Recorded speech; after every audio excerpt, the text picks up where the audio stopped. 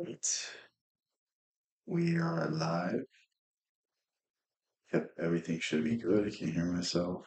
Um, so today's stream is going to be a little different, and maybe this is something I do in the future. Maybe this is something that I really should do because it'll um, I don't know if I'm excited about it. I feel like it'll be more interesting for everyone else.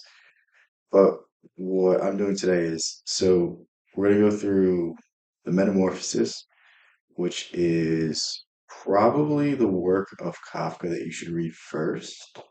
It's the most memorable. It might be the most famous, and it's not that long, but it'll certainly leave an impact, and it'll certainly tell you everything need to know about his style and some of his messaging as well. And then we have an Aldous Huxley video. I couldn't find a good one on what I wanted to talk about because most people know Aldous Huxley from Brave New World. Um, Great book, by the way. I'm going to do a video on it very soon. I think I'm going to compare 1984 and Brave New World and see exactly what they predicted right versus what they predicted wrong, what's more accurate, what I think is more scary. I think that'll just be a fun video to do, and it's not something I need to like go read to do because I've read both books. Um, but yeah, so that's a plan I have. But the book I'm reading right now, it's called The Perennial Philosophy by Aldous Huxley. And I really wish I could find a good video on it, but I guess I'm gonna have to do the video myself. Maybe I'm even gonna have to break down what he's saying in each section. Maybe that's something I do. But yeah, what's up, Ashley? How's everything?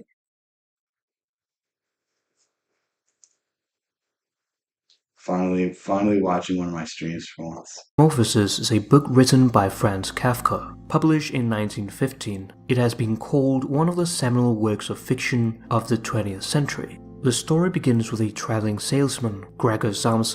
Okay, so this is like one of the only works that was published during his lifetime. Kafka, if you don't know anything about him, basically died without any sort of recognition, and he had a few stories that were published, but really didn't get he didn't get world famous till well after his death. You always watch my streams. I don't know about that. Who wakes up to find himself transformed, I've caught you metamorphosed into sleeping. a giant insect. In German, Ungehauen Ungeziefer, roughly monstrous vermin. The story has central existentialist themes such as angst and alienation, and mostly takes place in a single confined room. The cause of Gregor's transformation is never revealed.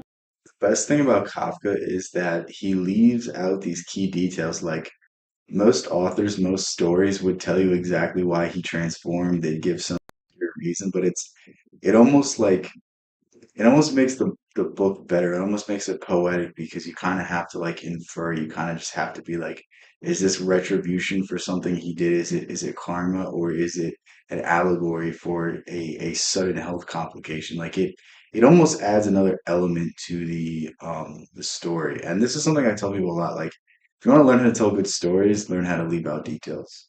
And Kafka himself never gave an But it's not explanation. like it's not like the key details, it's the little ones that get people thinking. This is exactly what poetry is able to do. The reason why poetry is so inspiring is because it leaves room for the imagination. And when you can stimulate the imagination, you can stimulate things that are beyond words. The book is divided into three parts. It starts off with one of the most iconic opening lines in literature. As Gregor Samsa awoke one morning from uneasy dreams, he found himself transformed in his bed into a monstrous vermin.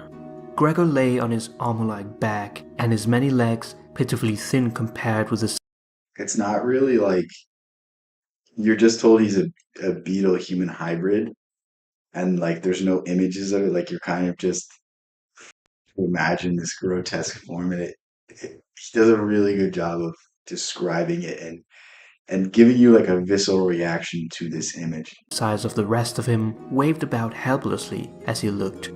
What happened to me? He thought. It wasn't a dream. How about if I sleep a little bit longer and forget all this nonsense? He started to reflect on his strenuous traveling career, the curse of traveling, bad and irregular food, contact with different people all the time, so that you can never get to know anyone or become friendly with them. It can all go to What's hell. good, Hypnodio? We get the first glimpses How's into everything? Gregor's feeling of alienation, a central motif in the book. I can't believe you didn't talk about Teddy Roosevelt more. It's crazy. Gregor's friendships as a traveling salesman are only casual and never intimate. Since he must always be traveling, he never goes out in the evenings but stays at home. This suggests that he already lives predominantly in isolation.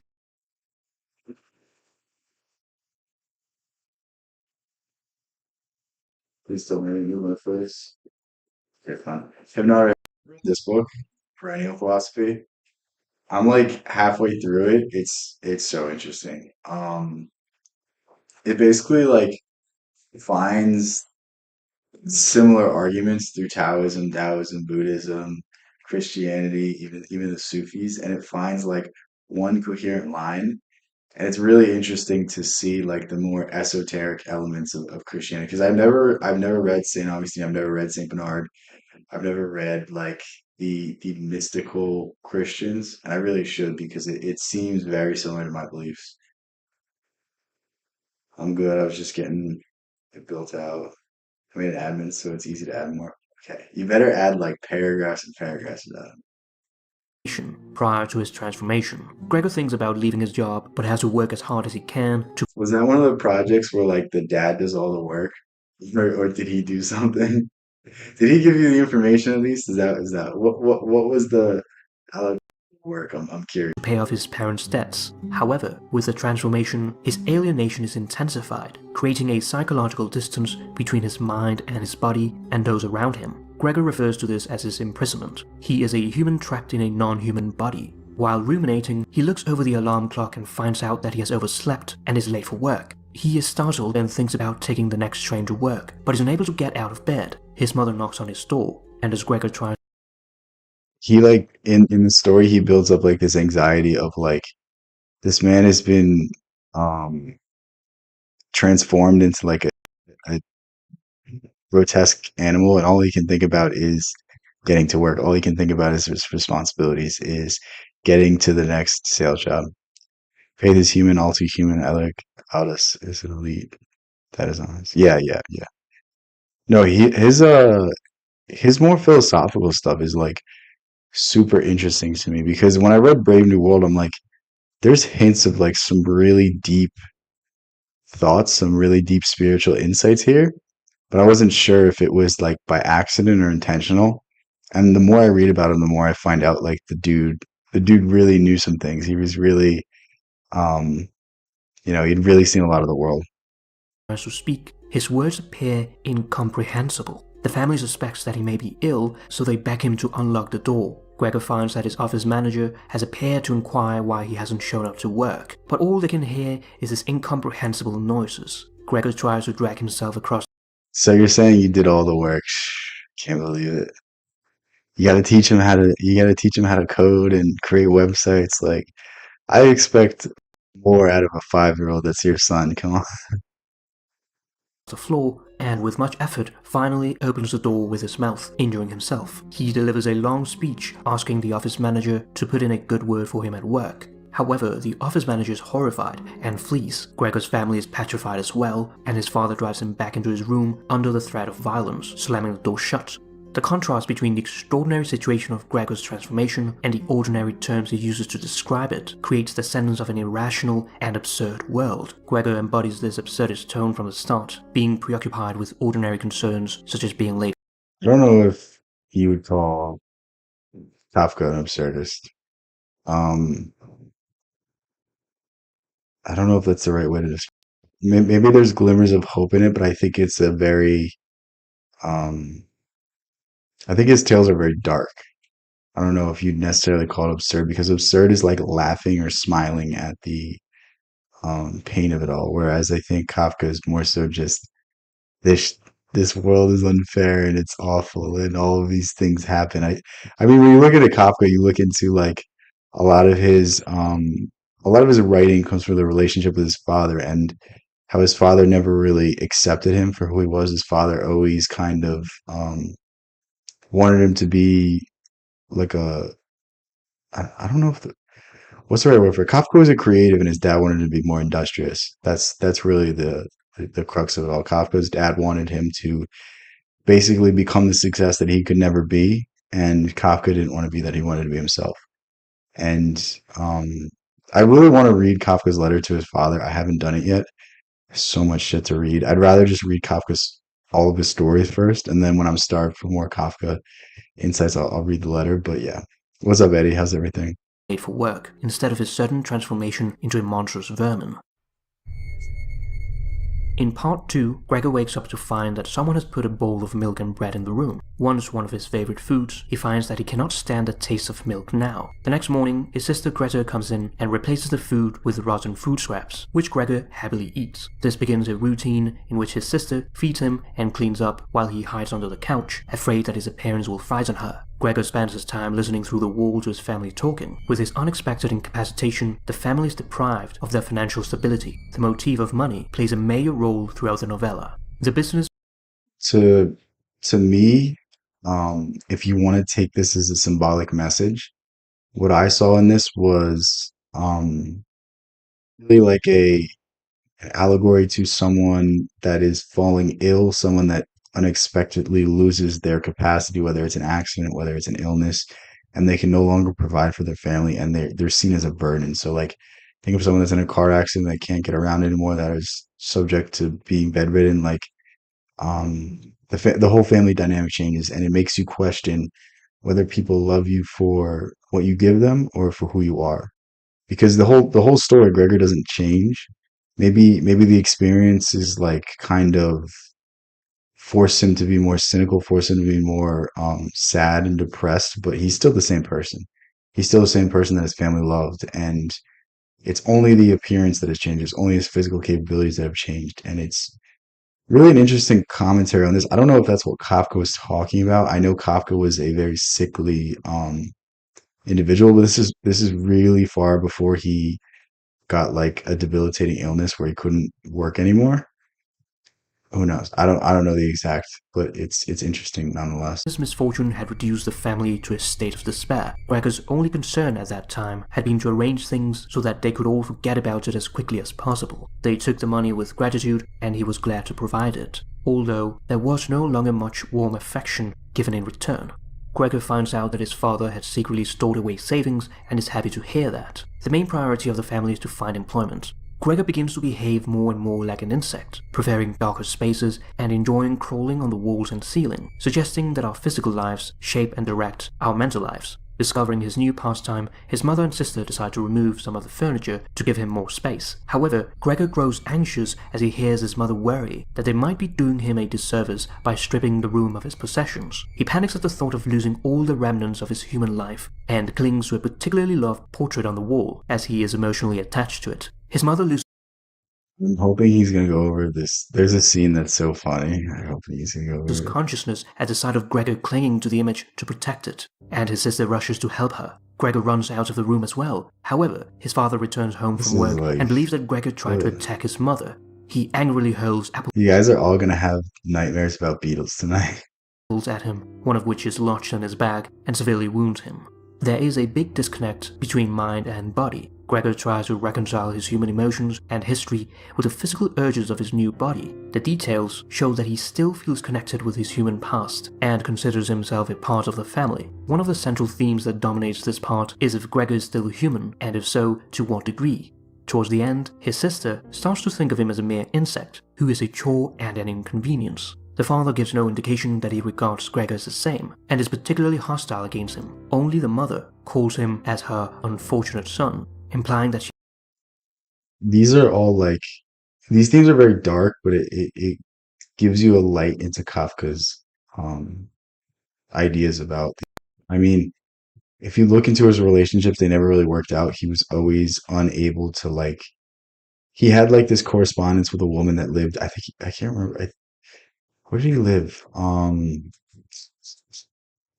think Austria, somewhere around that area. I think he lived in Austria, and a woman he was in love with lived in Berlin, and he was too scared to go take a train, which I'm pretty sure it's not that far, He was too scared to go take a train, to go see her, to go marry her, to actually go and seek out this love. He was like very hesitant, very um critical of his own work. He burned 90% of all of his writings, and the only writings that we have, he told the guy that executed his will to burn them as well. And the only reason we have them is because he refused to. And yeah. She believes Gregor to be fundamentally the same despite his appearance.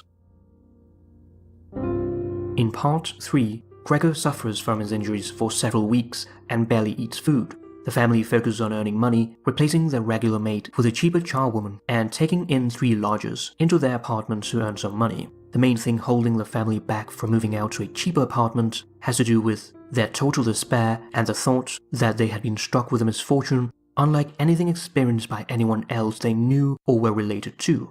Gregor is increasingly Again, this is where you see the theme of like a family having to take care of another member, and it kind of weighs on them. It's really sad when you ever experience that. It's the worst things because you love the person, but it takes away from your life as well.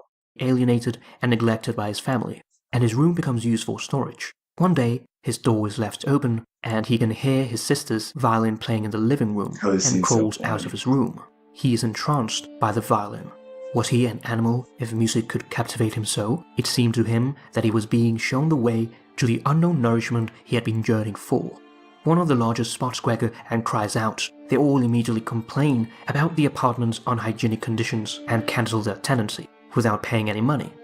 Greta concludes that Gregor is a burden on the family and tell her parents that they must get rid of it, or they will all be ruined. His father And throughout the novel, I don't know if it's a novel, it's more so a story. He always talks about his love for his sister. He always talks about how his sister was always so important to him.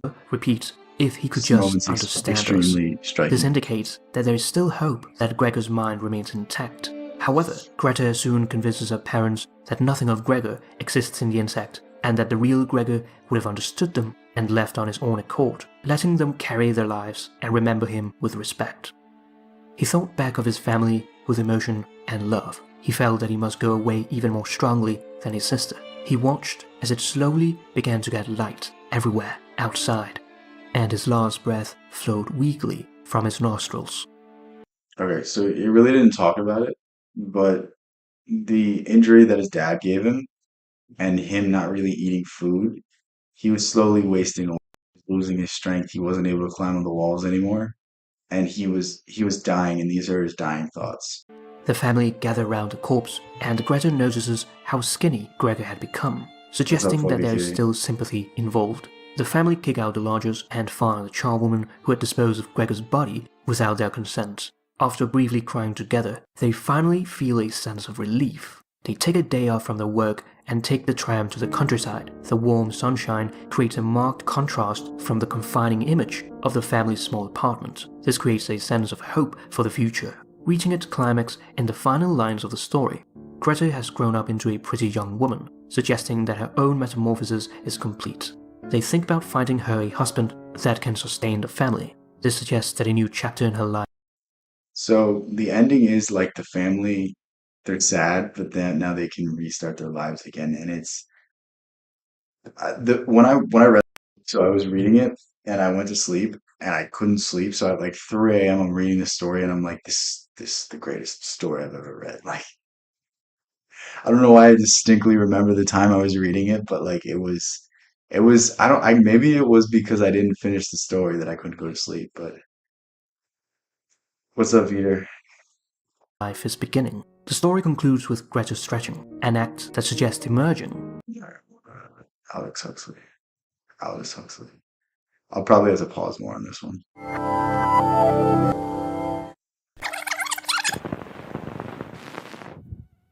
It's a question of education to teach people to be on their guard against the sort of verbal booby traps into which they're always being led, to analyze the kind of things that are said to them. I think it's terribly important to insist on individual values that every human being.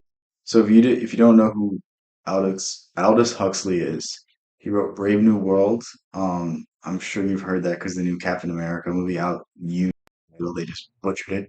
They didn't use any single theme from the great novel that is Brave New World. They kind of just stole a great IP and just it's very frustrating.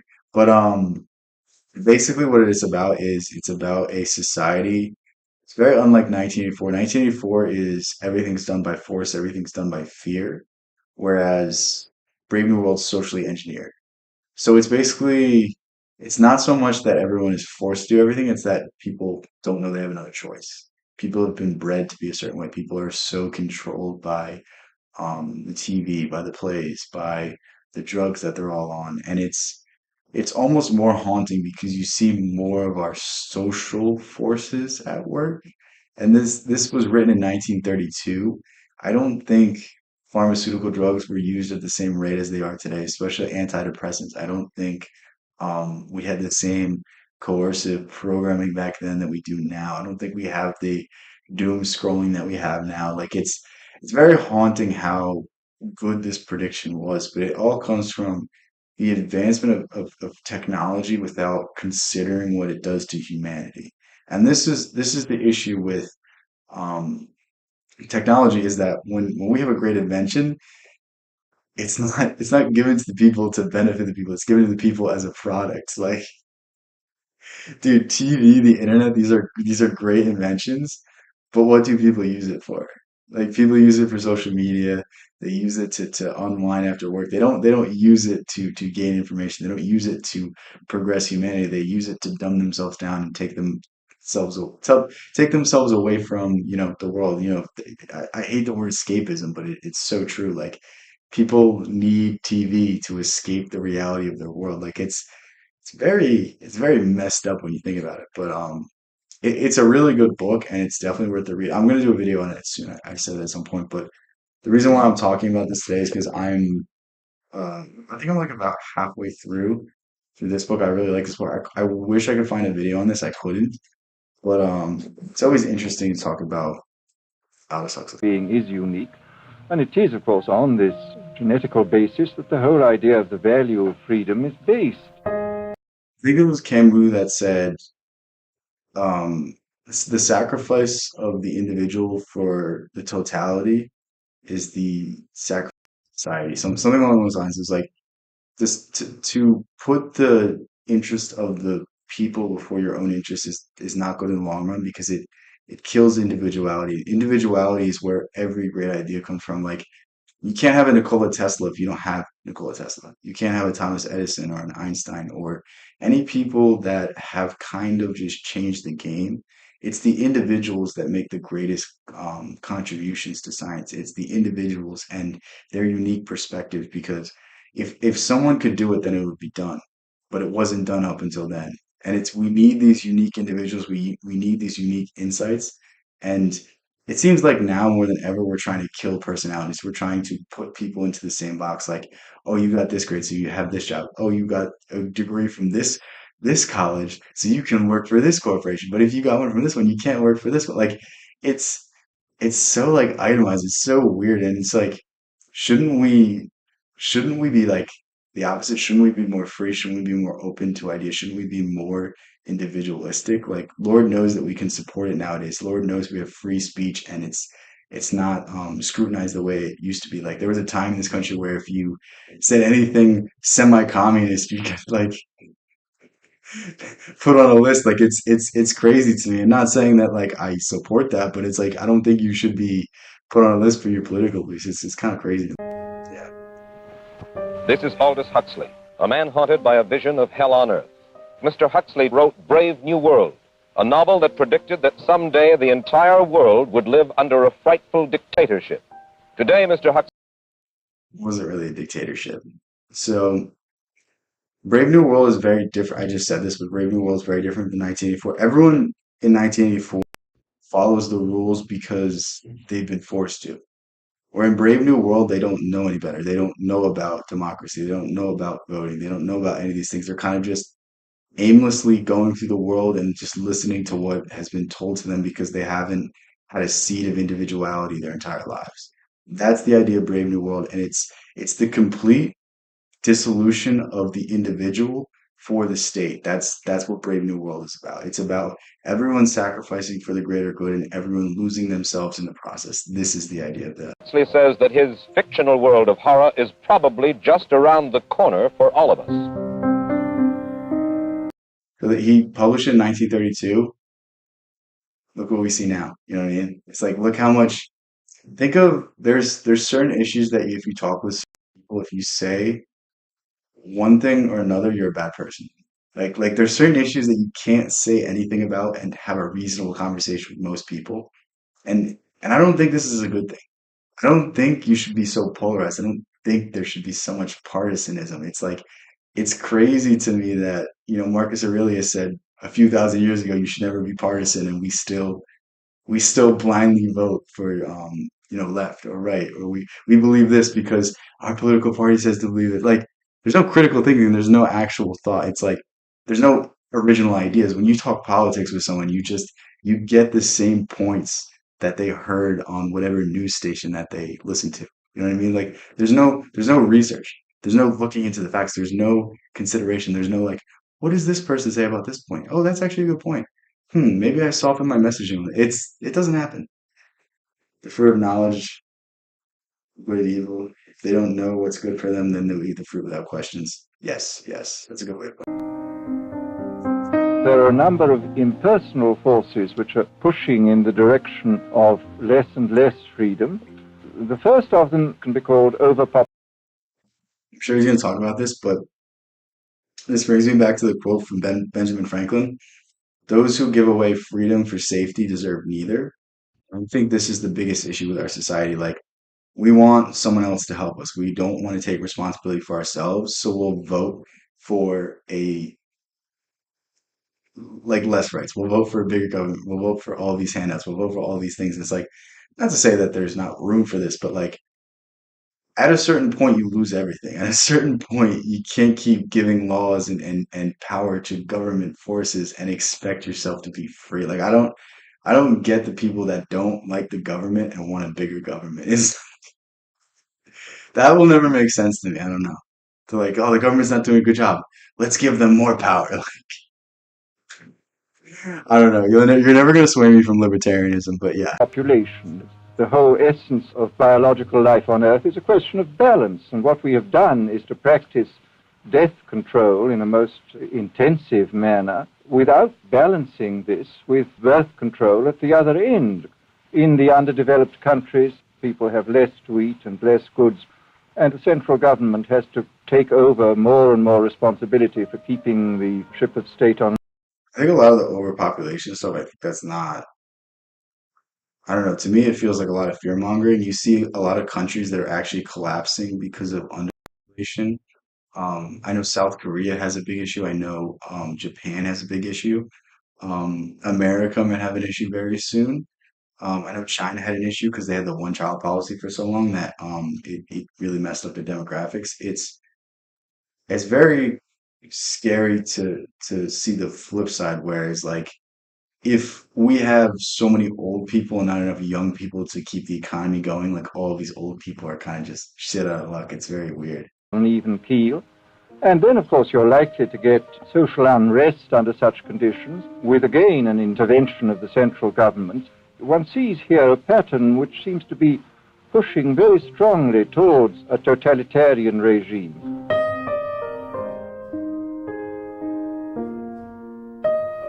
Are there specific devices or methods of communication which diminish our freedoms? Well, there are certainly devices which can be used in this way. Hitler used terror on the one kind, brute force on the one hand, but he also used a very efficient form of propaganda. He had the radio, which he used to the fullest extent. He just repeated things too. When you hear something that's constantly being repeated, be very careful to accept that idea because repetition of a message constitutes social programming. Understand what I just said and understand the significance of that. If you hear something repeated time and time and time again, you should be very wary of that idea. You should say, why is this idea being pushed in front of me? When you read Brave New World, there's a scene where all of the young kids are being ingrained with the caste system. from the day that they're born, while they're sleeping, they're being told that this person does this person does this. If you have this characteristic and you only do this, you're good for this. You're dumber, but you're a work harder. Like it's getting ingrained in the children in this book, and it's like it's very scary when you hear things like this because think of the buzzwords, think of the keywords that you hear out of everyday people. Is this not the same thing? It's very eerie when you start to recognize this. And I mean, the true solution to this is everyone just does their due diligence and researches things for themselves. And I'm not like saying like, oh, become your own doctor. Like I'm just saying like, dude, just read for yourself. Like if you're interested in the law, read the law. Don't listen to what some pundit says. Don't listen to what some political person says because they have a spin on it. Everyone has a spin on it. Everyone has an angle. Everyone interprets things their own ways. I want you to interpret it your own way. When you do that, then you find your truth. It's not about my truth or the other person's truth or whatever news station says. It's about your truth. What do you believe about the facts? What conclusion do you make yourself? When you have your own conclusion, that is the most authentic and pure thing you can have. And was able to impose his will on an immense mass of people. I mean, the Germans were a highly educated people. We mustn't be caught by surprise by our own advancing technology. This has happened again and again in history. And suddenly people have found themselves in a situation which they didn't foresee and doing all sorts of things they didn't really want to do. At present, the television, I think, is being used quite harmlessly. But I mean, imagine, which must be the situation in all communist countries, where the television, where it exists, is always saying the same thing the whole time, is always driving along. It's drumming in of a single idea all the time. And it's not always insidious. A lot of it is just like think of think of how consumerist we've become. Why do people think that they're going to be happy when they buy things? It's because their entire lives they've been bombarded with ads that tell them when you drink Coca-Cola, you're going to be happy. When you do this, you're going to be smiling. Every single rap song is just flexing how much money they have. So of course, people that don't have the means go out and buy designer clothes because they want to be like their favorite rapper. Like they think that gives them some validation. They think it makes them cool. Like of course that's what people do because again, repetition of a message constitutes social programming. And it's not something that like you should be afraid of. It's just something that you should understand because the messages that you continue to tell yourself are who you will become. If you tell yourself you're good enough times, you're going to be good enough. If you tell yourself you're not good, that you're being held down by this person, that this person is in your way, that this group of people is doing something to you, like you're going to believe it eventually. If you hear something enough times, you believe it. It's just human nature. It's just conformity of the mind. And it's like persisting above these ideas is really the path to your freedom. And it's not freedom in the sense of like I have these inalienable rights. It's just freedom to be yourself. It's just freedom to think your own thoughts because that's true freedom. Thinking your own thoughts, being free from others' influence. Like um this is one of my favorite quotes by Osho, but it's like people can only affect your emotions if you allow them to. If someone insults me and I just shrug it off, it doesn't do anything. But if I get all up in arms about it and then I look at myself in the mirror later and cry, like, what's the good in that? You know what I mean? It's like it's very weird that we allow others to affect us. Actually, in this book, by Aldous Huxley, there's like a parable from a Taoist. I think it was Changzu, and I think that's who it was. But basically, it was saying that like there's a man in a boat and the boat gets crashed into by an empty boat. And he's like, ah, whatever. Like that sucks. That's gonna happen. But now there's another man in the other boat. So the guy in the boat that's there that wouldn't have freaked out if no one was in there freaks out because someone else is in the other boat. And the basic premise of this is like when you allow others into your lives, they can affect you. But if you don't allow others to get to you, if you don't allow others to affect you, then you're just free. Then you're not affected with emotion. Then you're not held down by emotion. Because the truth about emotion is it's controlled by your mind. You can either choose to be sad and do something with it, or be sad and be sad. Like we can use the energy of emotions for good or bad, but most people just wallow in the emotions because they want to feel something, and it's very haunting. It's very sad, but again, it's like what are you gonna do? It's obviously an immensely powerful instrument. All technology is in itself morally neutral. These are just powers which can either be used well or ill. It's the same thing with atomic energy. We can either use it to blow ourselves up, or we can use it as a substitute for the coal and the oil which are running out. In this book of mine, Brave New World, I postulated a substance called soma, which was a very... This is one of the most haunting ideas. It's that like everyone's on basically happiness drugs, like basically antidepressants. Anytime they feel down, anytime they need to numb themselves from these weird anxieties, these weird feelings, they just take these pills. And then sometimes they take it and they go to sleep. Sometimes they just take it to take it. Like it's very weird, isn't it? versatile drug. This was in It would make 1932. He people feel predicted this. happy in small doses, make them see visions in medium doses, and it would send them to sleep in large doses. I think it's quite on the cards that we may have drugs which will profoundly change our mental states without doing us any harm.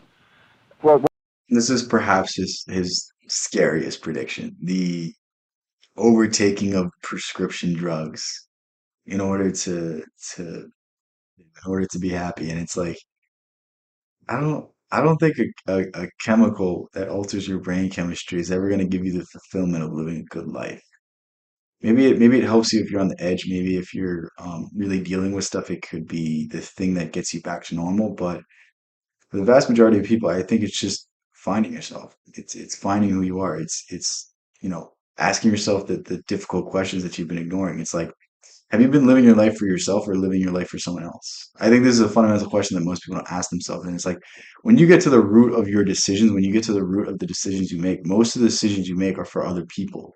How could you be happy living someone else's life? That's what you're doing right now.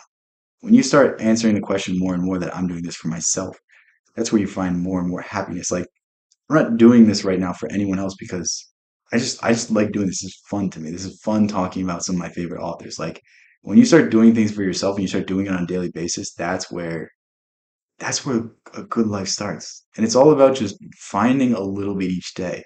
It's impossible for most of us because our entire lives we've been just living for other people. So like we can't just up and change that in a day. What I want you to do is just find a gradual thing you can do each day. Maybe it's going to the gym. Maybe it's training jujitsu. Maybe it's starting a YouTube channel. Maybe it's stream. Like I don't know what it is, but it's got to be an authentic thing, and it's got to be something that really makes you happy, and happy for the sake of yourself, not happy for anyone else.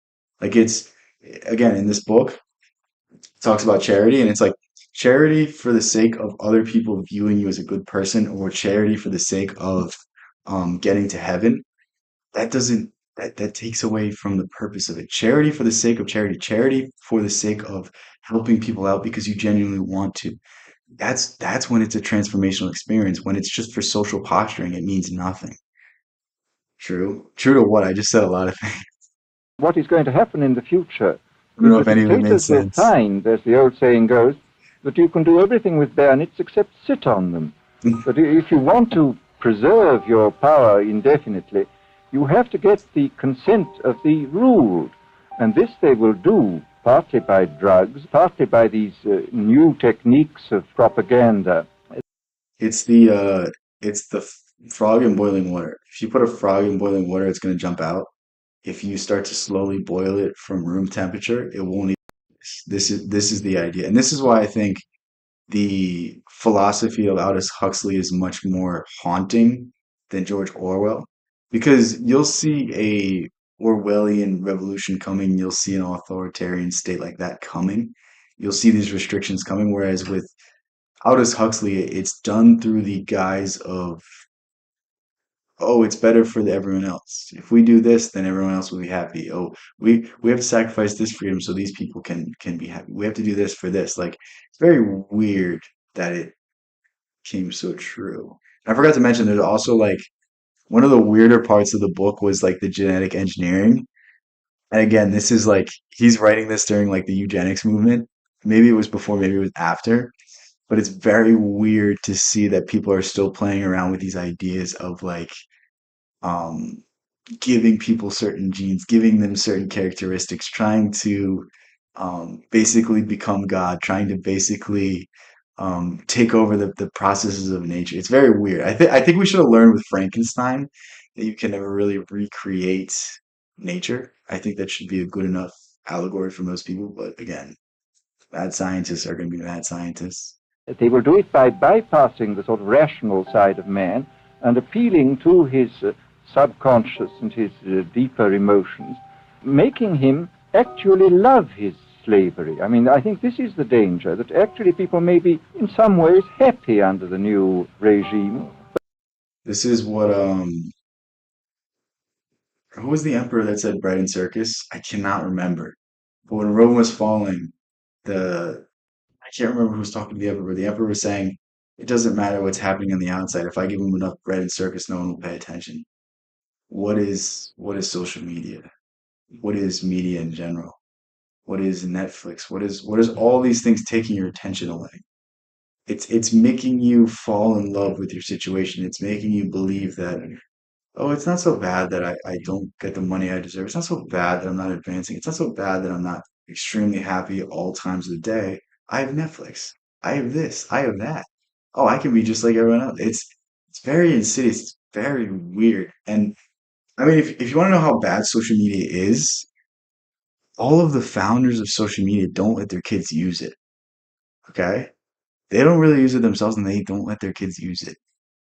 And at least for me, I grew up on social media.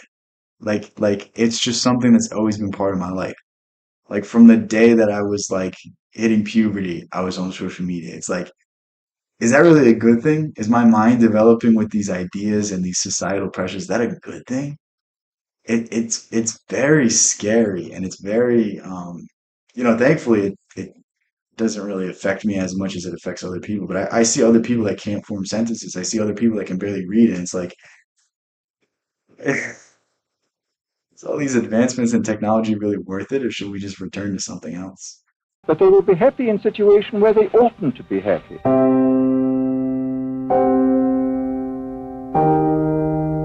That's great. Let's see if they have any other good news.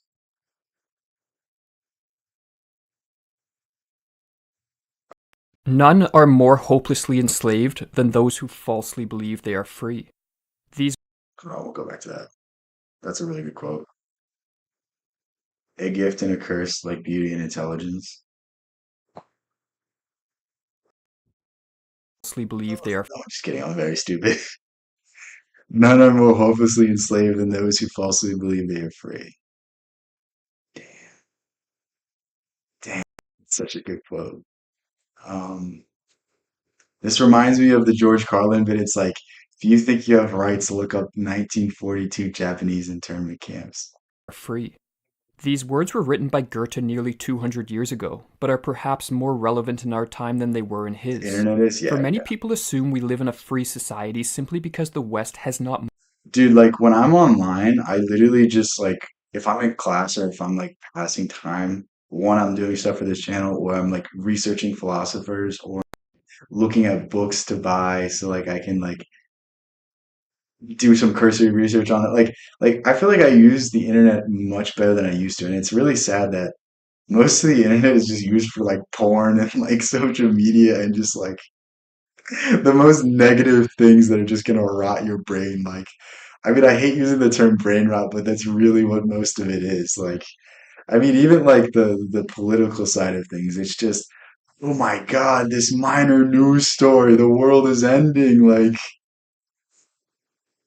the amount of times I've heard like this is a serious issue, and then the next day life just goes on. It's just like, I don't know.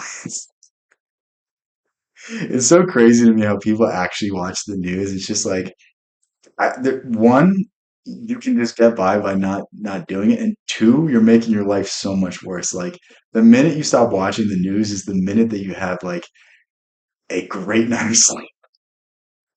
morphed into a dystopian hell like the one depicted in George Orwell's 1984. Interestingly, Aldous Huxley was actually George Orwell's tutor for like French or something like that. Like it's very weird that they knew each other. It's such polar opposite beliefs. But Huxley actually wrote an interesting uh like like a review of 1984, which was pretty cool. Tyranny, most people believe, would be overt in nature. It would be obvious, and all would recognize it. But is this really the case? Or could we be living in a society analogous to the one depicted by Aldous Huxley in his dystopian novel Brave New World? Could it be that technology, drugs, pornography, and other pleasurable diversions have created a citizenry too distracted to notice the chains which bind them? When Brave The only thing you have in this world is attention and time. The reason why we don't really see like Einsteins or Teslas or anyone like that is because anytime we have free time, oh, let me check my phone, let me check who's texting me, let me check my views, let me check this, let me check that. Like anytime you pick up your phone, you're now going to have to regain your focus for 5, 10 minutes.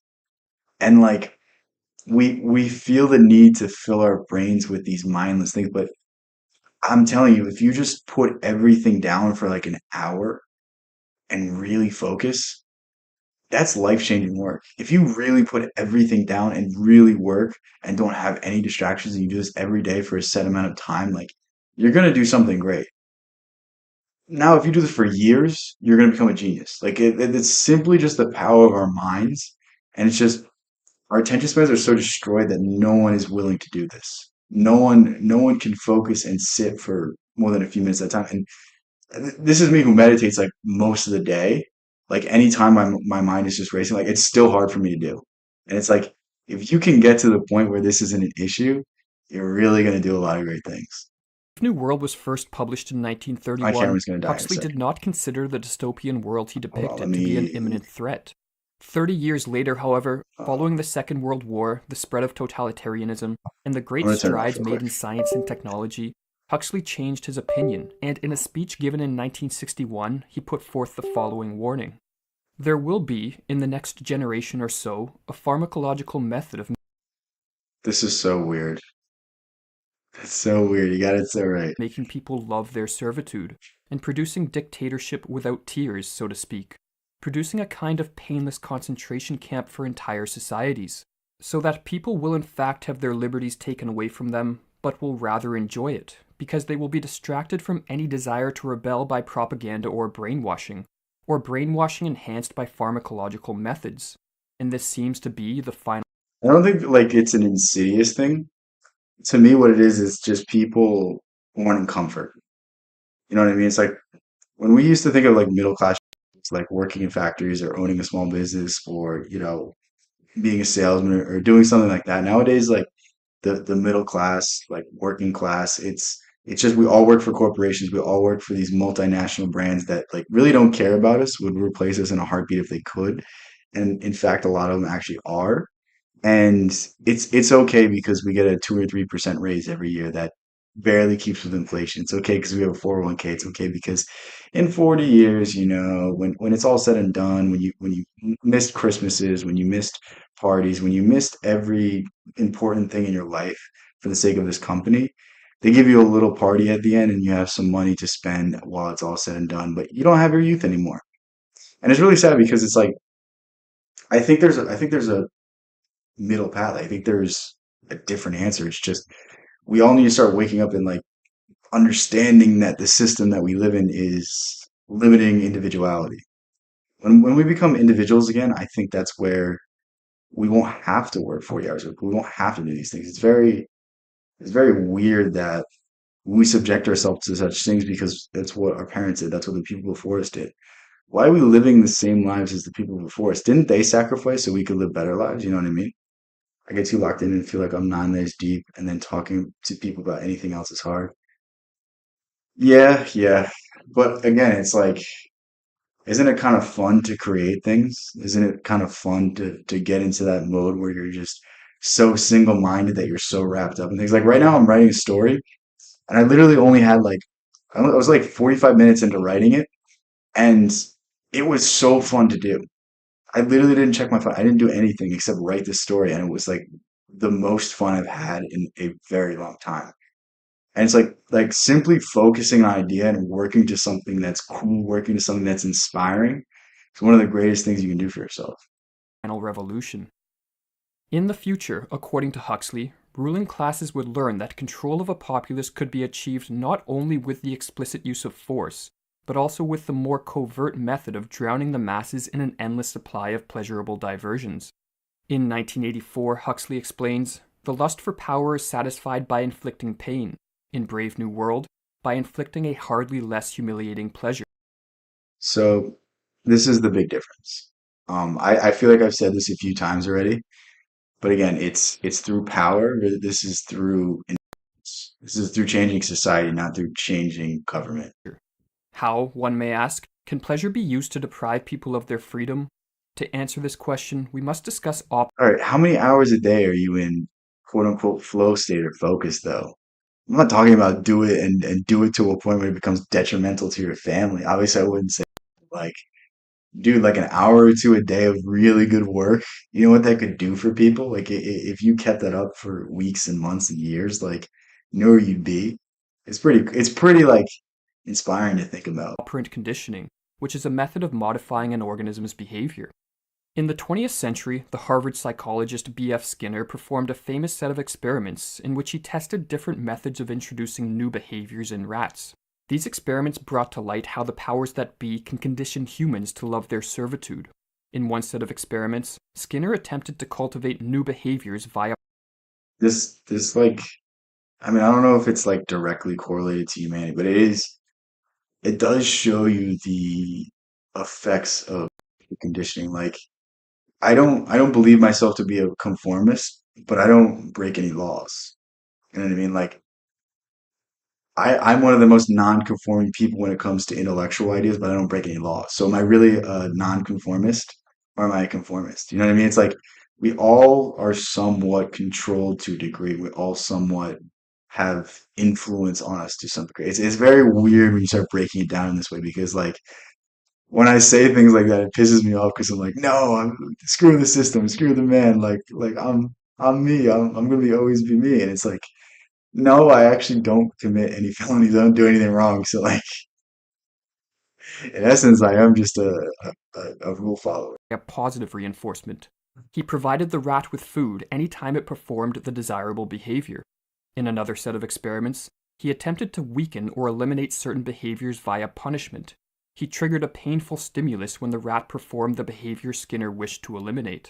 Skinner discovered that punishment temporarily put an end. Yeah, early morning is the greatest. I feel like it's the greatest time to get any work done when no one's awake. Like late at night, I'm like, I'm tired. I want to do this. I want to do that. I'm hungry. Like for early in the morning, I could just like grind myself down and it doesn't bother me. You don't need to break laws to be. Yeah, I mean, in essence, yeah. When you're talking about being a nonconformist, but like we all, even if we claim to be, we still are conforming. We still are listening to some rule. We're all still somewhat programmed. Like you're never going to truly break out of the paradigms you were born under unless you, I don't know, maybe do a lot of acid or something. I don't know. I don't know what could do that to you. Maybe you go up into the mountains and live for 30 years. Like maybe that'll do it. But like even then, you'll probably still have some remnants of these things. I think these things are ingrained in us and we can't get rid of it completely. To undesirable behaviors, but it did not remove the animal's motivation to engage in such behaviors in the future. Punished behavior, writes Skinner, is likely to reappear after the punitive consequences are withdrawn. Behaviors that were conditioned via positive reinforcement, on the other hand, were more enduring and led to long-term changes in the animal's behavioral patterns. Huxley was familiar with Skinner's experiments and understood their socio-political ramifications. In Brave New World and his subsequent works, Huxley predicted. I don't even know if you need these experiments to confirm these things to you. I think a lot of it could be confirmed through horrible atrocities in the world. I mean, if you look at a single authoritarian state, like the people that carry out the orders, they always say I was just following orders, but like it's the programming, it's the institution, it's the people like putting pressure on you that makes you do these things. And like it's very scary to see how like some good people can become so evil, some good people can become so bad, like simply through societal influences, simply through the environment that they grew up in or the environment they were forced into. It's very, very weird how, these normal people can do some of the most horrific things you've ever imagined. Did the emergence of a controlling oligarchy who would conduct similar experiments on human beings to condition docility and minimize the potential for civil unrest. Skinner, like Huxley, also understood the social implications of his experiments, but he believed, contrary to Huxley, that operant conditioning could be used by social engineers for the greater good, leading to the That's what? Why would you ever believe that? Why would you ever believe that you know what's right for someone else? Like, that's such a crazy thing to say. Like, that's such a Luciferian idea. Like, you have two polar ends of evil. You have the beastly nature of Satan. You have the brutal nature of Satan, which is like, think of any war, think of any conqueror, like these natural elements in man. Then you have Lucifer, which is I am above you. I'm righteous. I'm this. I'm that. Like I'll tell you how to live your life. I've made this money. I'm this valuable. I'm this great leader. I can tell you what to do because I had to do all these things to get in this position. It's like that's such a fucked up mindset to have of like I know better for someone else. I know how they should live their life. Like you can give them advice, but like compelling these things and tricking people to live in a certain way is very evil. You know what I mean? It's like it's one thing to tell someone advice, it's another to force it on them. development of a scientifically managed utopia. The following passage from Skinner's book Walden 2, however, reveals that such mass conditioning would in reality make possible a pernicious form of tyranny, one in which the masses would be enslaved, yet feel themselves to be free. Now that we know how positive reinforcement works and why negative doesn't, writes Skinner, we can Okay, I'm glad he took that back because that's a crazy idea to like the idea of social engineering is so insidious to me because it's like who are you to tell me that you can tell me how to live? You know what I mean? Like, did Jesus ever force people to do certain things? Or did he try to inspire others through his action? Did Buddha ever force anyone to do anything? Did Lao Tzu ever force anyone to do anything? Like, you don't win through force. You don't win through that. It's not through compelling people. It's through inspiration where genuine action is taken, where the lessons are actually learned. Jesus is a nonconformist. Yeah, yeah. be more deliberate and hence more successful in our cultural design. We can achieve a sort of control under which the controlled nevertheless feel free. They are doing what they want to do, not what they are forced to do. That's the Very source of the dark stream tremendous today. power of positive reinforcement. There's no restraint and no revolt. By a careful design, we control not the final behavior, but the inclination to behave, the motives, the desires, the wishes. The curious thing is that in that case, the question of freedom never arises. In Brave New World, the main reward used to condition subservience via positive reinforcement. Yeah, again, it's very weird some of the predictions. Like I read Brave New World, I want to say like 2, 3 months ago, and like I haven't really thought about it, but like the more I think about it, the more it comes true. Even 1984, like I had the idea recently, I said this in a video, but the ending of 1984, I'm sorry if you haven't read it. You should have read it by now, but you might not get this symbolic meaning. But the ending of 1984, the guy basically gets put in a room, tortured, and told to recant his beliefs, told to recant his dangerous ideas. And the meaning behind that is it's more important to kill the idea than to kill the man. You can kill the man, and the idea can still live. But if you kill the idea, it doesn't matter what the man does because the idea is dead. Ideas persist beyond us. Ideas exist on a different plane that the moment that someone has an idea, even if it's not correct, even if it's not a good one, and they become a martyr, it becomes so powerful and people cling to it. It's very scary. Weed is like soma, yeah. Well, think about it. Weed, alcohol, nicotine, um, SSRIs, any sort of pharmaceutical drug. Like, there's a lot of things that you could put in this category. There's a lot of things that are outside substances that are affecting us. And it's very weird that people kind of just accept it. It's like you shouldn't have to alter your chemistry. You shouldn't have to alter your mind to become happy. You shouldn't have to alter anything to be relaxed. It's like very weird that we seek external things for internal feelings. enforcement was a Ideas are alive, superdrug called yes. soma. The world controllers, writes Huxley, encouraged the systematic drugging of their own citizens for the benefit of the state. Soma was ingested daily by the citizens of Brave My New camera's World gonna die as it again offered so what long. Huxley called a holiday from reality. Said it was fully Depending charged. on the I gotta get more dosage, batteries, it I think. I stimulated think that'll feelings be of better. euphoria, pleasant hallucinations, or acted as a powerful sleep aid. It also served to heighten suggestibility, thus increasing the effectiveness of the propaganda which the citizens were continuously subjected to. In Brave New World, the soma habit was not a private vice. It was a political institution, writes Huxley. The daily soma ration was an insurance against personal maladjustment, social unrest, and the spread of subversive ideas. Religion, Karl Marx declared, is the open. Isn't that what he says in the opening of one of his works? I have to read Marx at some point. I don't know anything about him. I don't know anything about the belief system. I just know well, but I'm not going to agree with it because I don't agree in conformity. I don't agree in putting others' interests before. But I'd just be interested to see why so many people think it would work. Maybe if I got that perspective, it'll make more sense to me. But I never really understood socialism, communism, because I don't understand putting your faith in people that benefit off of being dishonest. I think for most people that's too much to ask.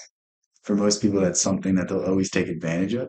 There is a small minority of people that they would be righteous if you put them in positions of power, but the people that would be righteous in positions of power would never seek power because power isn't something that drives them. Anyone that needs power is someone that needs to fulfill something in themselves, something that they're lacking, some internal feeling that they're not good enough. So anyone that's in power has this need. No rational being, no healthy mind, no person that is fulfilled and is righteous seeks anything external. Keep this in mind and keep this in mind, especially with politicians, because they've made an art at lying. They've made an art at saying nothing and sounding like they're saying something.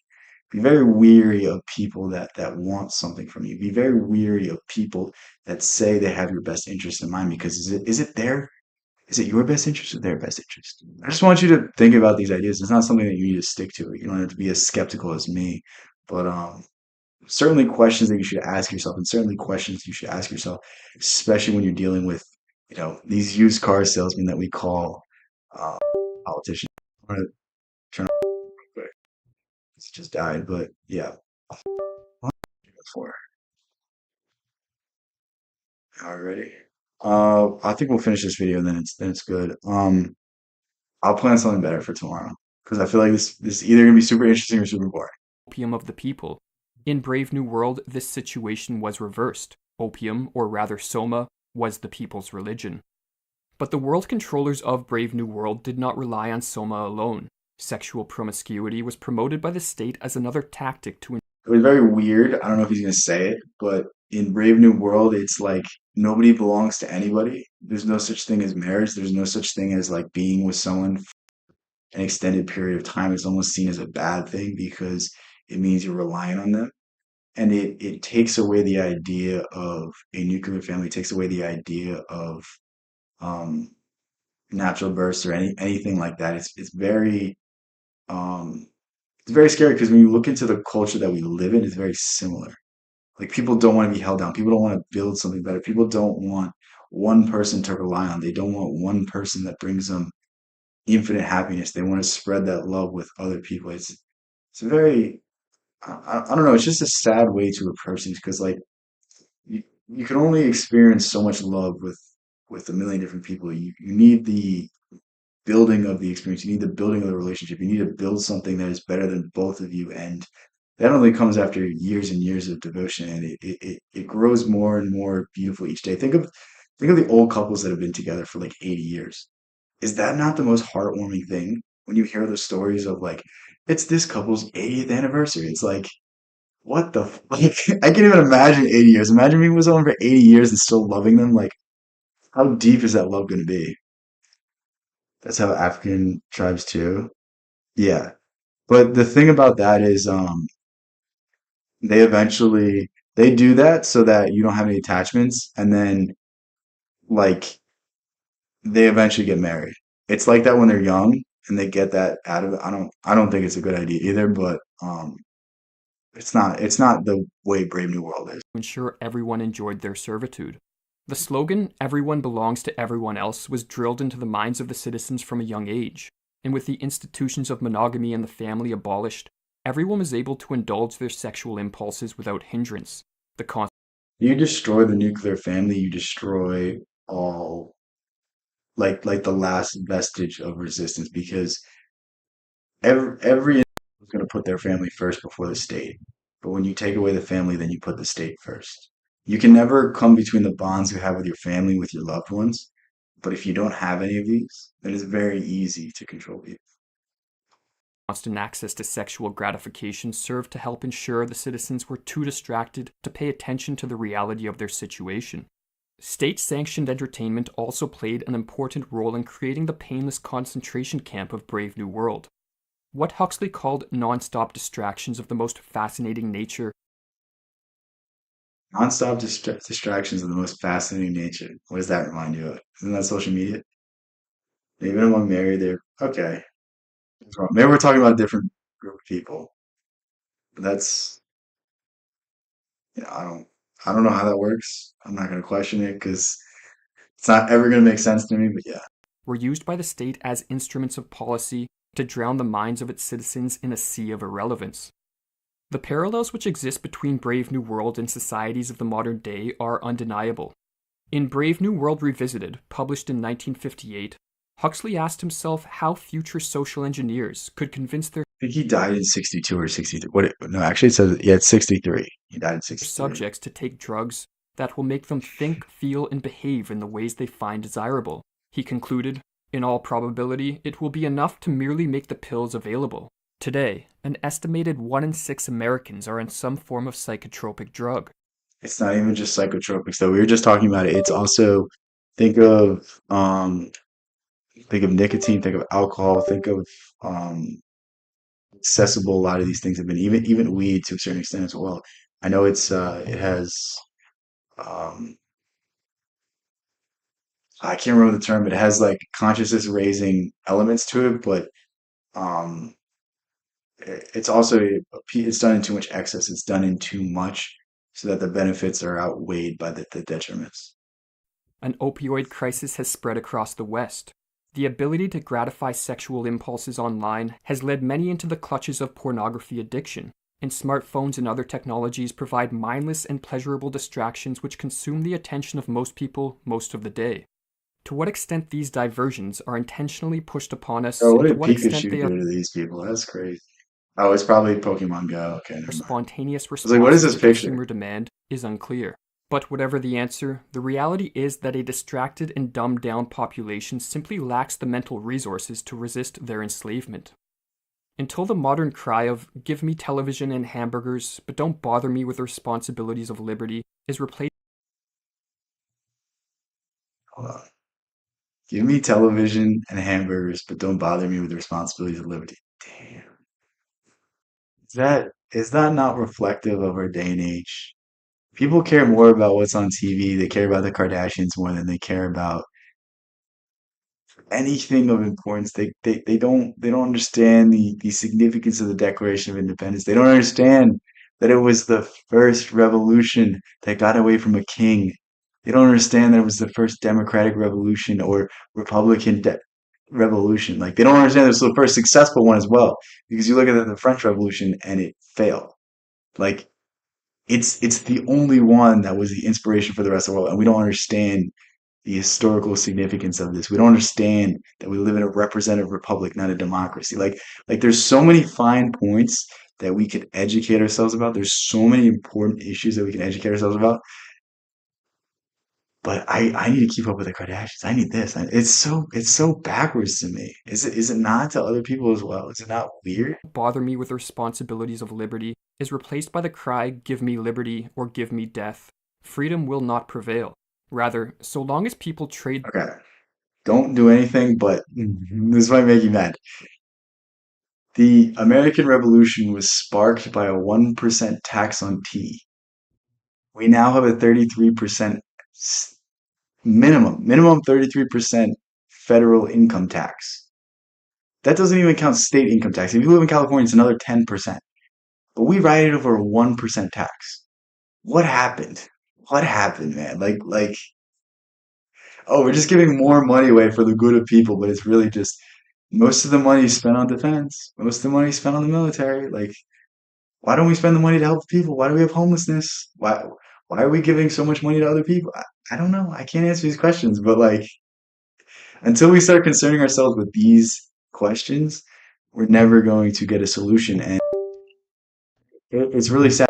There's no discourse on these ideas. It's just, oh, you sound like a Republican. You sound like no.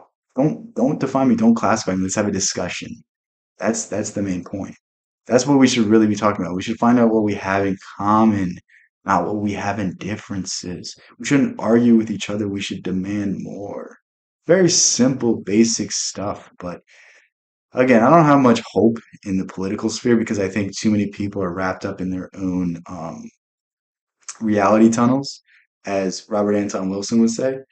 And I don't think people can see beyond their nose. I don't think people can see other perspectives nor understand other perspectives. And like, don't get me wrong, sometimes I don't get this. Sometimes I let my emotions get the better of me. Sometimes I don't hear people out.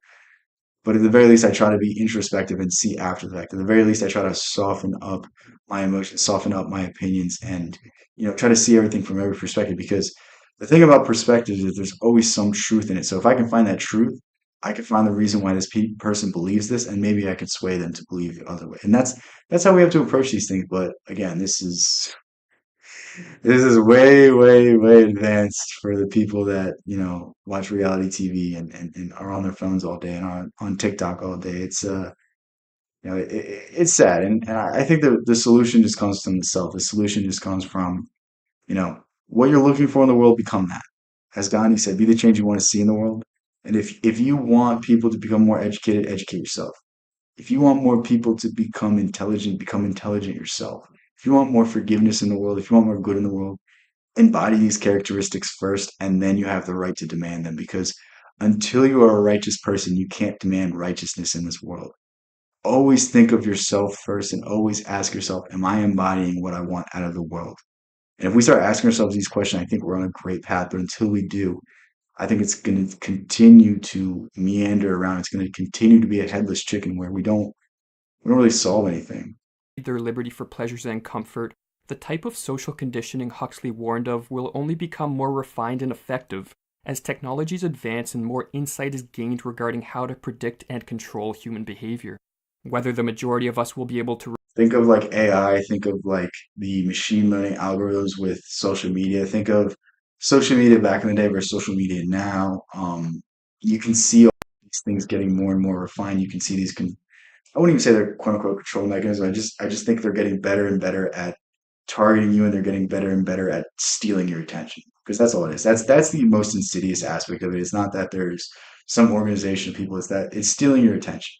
It's stealing the time that you could be giving to your loved one. It's stealing the time that you could be putting to your projects that are gonna get you out of whatever job that you're working that you don't care about. It's stealing the time from the things you really love doing the most, and it's putting it to something that does nothing for society, that does nothing good, that doesn't help anyone else. That's the real shame of these things. But again, it's a grand, just like, no, no, just focus on yourself. If you have a little bit of time to spare each day, go on your phone. But if it becomes a detriment to you and if it becomes something that takes you away from what you should be, I want you to understand that like you have a duty to yourself and the people around you to become all you can be so that you can give as much as you can back to the world. And it does nothing for you to go on social media and just mindlessly scroll and mindlessly do things. Like, at the very least, have it be educational. That's all I ask of you guys. resist this type of manipulation, or whether we will even want to, remains to be seen. If the current trends continue, humanity may soon be divided into two groups. There will be those who welcome their pleasurable servitude, and those who choose to resist it for the sake of retaining not just their liberty, but their humanity. For as the former slave Frederick Douglass noted in the mid-19th century, long before Huxley wrote Brave New World, when a slave becomes a happy slave, he has effectively relinquished all that which makes him human. I have found that, to make a contented slave, writes Douglass, it is necessary to make a thoughtless one. He must be able to detect no inconsistencies in slavery. He must be made to feel that slavery is right. and he can be brought to that only when he ceases to be a man. That's a good quote. I need to read Frederick Douglass at some point. I was hearing, what was I listening to? I was listening to something about him, and it seemed like he had really good. I mean, obviously, he has a really good head on his shoulders, but it was interesting to me. So I really should do my due diligence into that at some point. But yeah, I think I'm going to end the stream now. I got some other stuff. Oh my God, what is this doing? Yeah, I'm probably gonna end the stream if I could even open it. Okay, there we go. I'm gonna end the stream now. I'm gonna stream again. Not sure what time tomorrow. Maybe earlier, maybe later. Um, I'll try to plan it out better because that's what I realized. Like it's like I really should plan these out so it's more entertaining. I don't know if everyone's as obsessed with these ideas as me, so I'll try to come up with something that's more structured and maybe even add some of my own stuff in so it's not just like me blindly reacting to stuff. Because sometimes I'm like, all right, did I give any input or did I just react to a video? And I'd rather have my own individual stuff. So maybe we go through a story of mine. Maybe we go through an idea I've been working on. Maybe we go through an old video of mine and make fun of me from the past. There's a lot of options here, but with that said, I hope you guys have a great rest of your night. I hope everything goes right for you and you got nothing to complain about. I'll see you guys tomorrow. Love you guys so much. Peace out.